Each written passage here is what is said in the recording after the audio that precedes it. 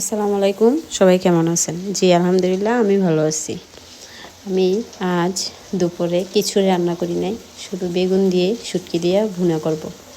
কার কার এই মজাদার খাবারটা ভালো লাগে অবশ্যই কমেন্ট করে জানাবেন। আর আমার ফেসটা আস্তে আস্তে অনেক উপরে উঠে যাচ্ছে। আপনাদের দোয়া, ভালোবাসা, সাপোর্টের জন্য বেশি বেশি আমার পাশে থাকবেন।